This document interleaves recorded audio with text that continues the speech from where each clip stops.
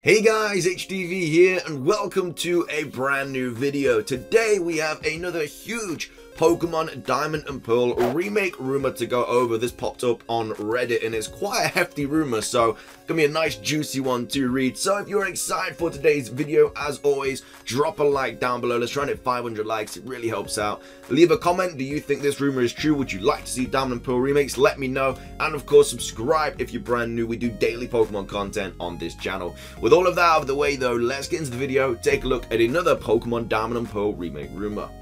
Alright, so here we have the rumor. This was posted a few days ago now, and it's titled "We'll be back in Sinnoh soon." ... It's a wild rumor. Of course, it is just a rumor. So, end of the day, take it with a grain of salt. We don't know if it's true or false, but as you can see, it's a nicely laid out rumor. You know, they've done some nice bullet pointing. And it's a nice one, you know. It's not just one of those all over the place rumors. They've got their headings, they've done some bold text that, like I say, bullet points. It's gonna be a nice little read, this is. Anyway, just a quick tip before reading. Don't believe everything you read on the internet, just some of it. Interesting, great way to start a rumor. So I think it's one of those rumors that they're basically saying like, oh, some of this is true, not some of it is true, or maybe they're just saying this is true and nothing else is true. I don't know. But they say new Diamond and Pearl games are on the way. But they are not remakes, they're instead sequels following on from the events of Platinum. They are being designed as the ultimate Pokemon game to celebrate Pokemon's 25th anniversary, designed with content to challenge both beginners and veterans, with as many features as possible planned to return. I don't see why they don't just do difficulty levels for this, to be fair. Like, if they want to challenge beginners, or they want to just challenge veterans, just have difficulty levels, you know, just have gym leaders with like more Pokemon with higher levels and maybe held items or something like that, and then for beginner just have them like, I don't know, give them a Togepi or something. Anyway, main story. The main story will revolve around Team Galactic led by Sharon, attempting to find a way to access the Distortion World to find Cyrus. Mars and Jupiter will return as rivals, with Mars looking to collect gym badges to challenge the Sinnoh League, while Jupiter is competing in contests to become a top coordinator. More on that later. Saturn, having left Team Galactic, has become a partner for Looker, using his inside knowledge of Team Galactic to help Looker and lessen his prison sentence. So, if he's got a prison sentence, why is he allowed out? That's the whole point of being in prison, is that you're in prison. You know, you're not allowed to wander out to do things to try and like lessen your sentence. Also, the world knows that these lot tried to destroy the world, so why would they allow them to do like gym badges and contests and stuff? That doesn't really make sense to me. Anyway, next title is gyms. The gym system remains relatively unchanged, save for the gyms themselves being redesigned and some gym leaders having a slightly different team. After being defeated, gyms can be rematched, with the gym leader using varying teams adjusted to your current team's strength, which give boosted experience and effort values to help train them. That's a really cool idea. Is that like experiences and like effort values for like EVs and stuff? That's really cool. Contests is up next. They are back. Contests are much more advanced than before. Contest halls can be found in several towns and cities, with contests being held one every Wednesday. Oh, so it's like an actual, you have to wait for the contest then. If the player partakes in these and wins, they will open a side story involving Jupiter being your contest rival. Once you win, the contest upgrades to the next level, going from 1 to 5, increasing in difficulty. You win ribbons in a manner identical to that of the anime.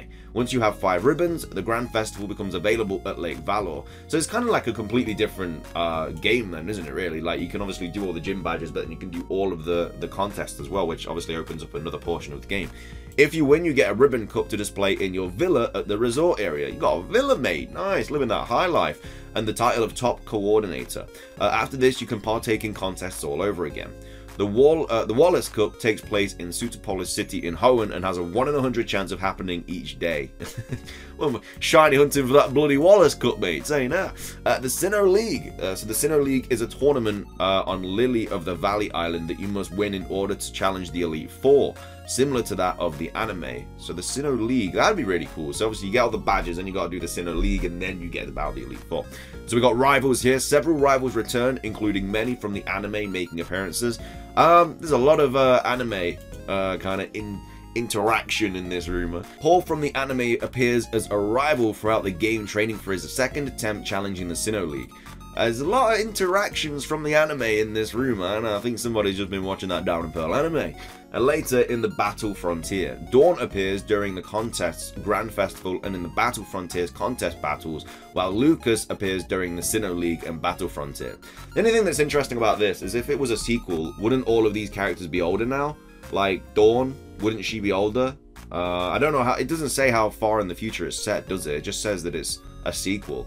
So I don't know if it's like a year later or 2 years or 10 years or whatever, but yeah, I don't know. I mean, like, surely they're a little bit older now. We got Wild Areas up next. Wild Areas will return, but Pokemon Dens will not have Dynamax Pokemon within, instead having regular Pokemon, often with special moves, hidden abilities, or being a particularly high level. Areas that will be Wild Areas will include Mount Coronet, the Great Marsh, and Route 217, so quite big areas in the original Diamond and Pearl games. And then we have the Underground. The Underground will be where many minigames can be found. Rewards from these minigames include fossils and other materials that can be taken to the Orbra Museum to turn into useful items. Bro, as long as the Underground's back, I'm happy. I'm happy. I just want to see that Underground back. Battle Zone / Battle Frontier. The Battle Frontier has expanded to completely cover of the Battle Zone, save for the resort area and Stark Mountain. Initially, only the original 5 facilities from Platinum will be available, with the rest being closed and will become available during the first major DLC. Oh, we got some DLC now. The DLC facilities will include those focusing on inverse battles, sky battles, contest battles, one where Pokemon Dens have either Dynamax or Mega Pokemon in them. It literally just said that Pokemon Dens don't have Dynamax Pokemon within them, or is that just the wild area? Because here it says, I don't know about this one, where Pokemon, I think a little bit contradicting, you know what I mean? And one that utilizes Pokemon category being determined by their type, as they were before Pokemon Diamond and Pearl. Z-Moves and Dynamax Gigantamax return. Interesting, because Z-Moves is only available in Alola. It has been stated in the game, so seems kind of fake, but only in facilities in the Battle Frontier that are designed to allow for them to happen, often by artificial means. Several Pokemon will get Gigantamax forms or their own Z-move, while the Sinnoh starters will get both. The Battle Resort is also much bigger, and you'll be able to buy your own villa and customize it. You can also buy a battlefield outside it, where you can invite friends, both in-game and other players, to battle under circumstances that you decide, such as whether Dynamax is allowed, Mega Evolution, whether it's an inverse or sky battle, how many Pokemon per side, and much more. I really like that idea, to be fair. Having your own like little Pokemon, not gym, but like your own like little battlefield thing, that would be really, really cool. HMs will not return, and instead will be replaced by a different system. HM moves are replaced by techniques, with different Pokemon having depending on their species. For example, Torterra is able to break rocks and push boulders aside. Infernape can do the same and also climb rocky walls, and Empoleon can cut down trees and can transport you across water and up waterfalls. Using techniques become available only after defeating the corresponding gym. Visiting other regions. You'll be able to visit other regions from Canalave City or Sunyshore City, depending on whether the destination is set to the east or the west. But you'll only be able to visit small parts of them, such as Sootopolis City in Hoenn, Geosenge Town in Kalos, and Oblivia from Pokemon Ranger. Guardian Signs. Interesting. Wait, isn't Sootopolis just... I don't know, that's literally in the middle of Hoenn, so how would you only be able to go there? Like, you surely would be able to go to like Mossdeep and stuff, because it's literally right next to it. Mega Evolution will return, but will only be available in the post-game, where you can buy the Mega Stones either at the Battle Frontier or in Kalos. Several Pokemon will get new Mega Evolutions, including the fully evolved Sinnoh starters, and some of the Gym Leaders and Elite Four's aces. Those that don't instead get Gigantamax forms. Sinnoh forms will make an appearance that will only exist for the Pokemon that have been seen in the wild in Sinnoh. One Pokemon that will get a Sinnoh form is Meowth, as the Cantonian Meowth in the Trophy Garden in Diamond, Pearl, and Platinum actually belonged to Mr. Backlot and were released into the wild. So Meowth obviously just getting every kind of form out there. DLC, there are 3 major DLCs planned that will be released during mid-2022 to early 2023. The first of which focusing on the Battle Frontier expansion, and the second focusing on the Sinjoh Ruins and Arceus. What the third DLC contains is a mystery. Other stuff. All known Pokemon will be available in these games, but they won't be all at present at first.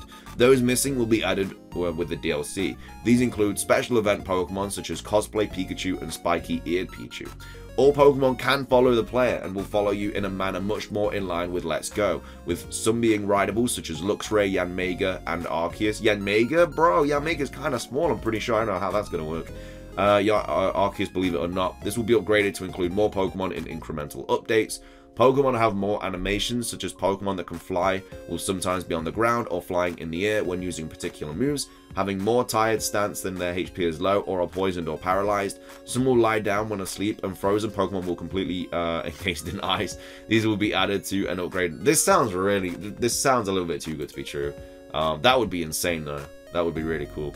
Pikachu and Eevee will regain their original cries prior to X and Y Let's Go. However, the high-tech earbuds can allow for all the Pokemon to have their anime cries, as well as having a similar function to its Sword and Shield counterpart and the GB sounds from Heart Gold and Soul Silver. The XP share returns and can be turned on and off. Pokemon are able to wear ribbons they have earned, such as ribbons earned in contests and other items of clothing which remain visible during battle. Terrain such as electric terrain and grassy terrain now change the entire texture of the ground of the battlefield rather than just puffs of energy. While Pokemon Home will be updated to be compatible with these games, Sword and Shield will not be, and there are no plans for them to be updated to make them compatible. What are the comments saying? Mega Evolution returns along with the ability to turn off XP share. Too good to be true. This would be amazing, even though it's extremely obviously fake. I hate leaks like these because all of it sounds too good. Yeah, exactly. Man, I wish I had the dedication to write a fan fiction like this. Yeah, bro, if these were the actual games, then, you know, take my money now, but I find it so hard to believe that Pokemon would do something like this. I mean, it's the 25th anniversary, but there is so much work that would just simply go into just that, like with the clothing items for the Pokemon, all having like different animations and stuff outside of battle because of like poison or paralysis or whatever. It just doesn't sound like it could be a thing. I mean, it sounds incredible, but you know, nice little story time, but I cannot see this thing being true. I wish it was, but I just don't think it is. That's going to be everything for today's video though, guys. If you did enjoy it, please do drop a like down below. Let's try and hit 500 likes. It really does help out. Make sure to drop a comment. What do you think about this rumor? Too good to be true. Am I right or am I wrong? And subscribe if you're brand new. We do daily Pokemon content and live streams on this channel. That's everything from me though. Have a fantastic rest of your day. Until next time, peace.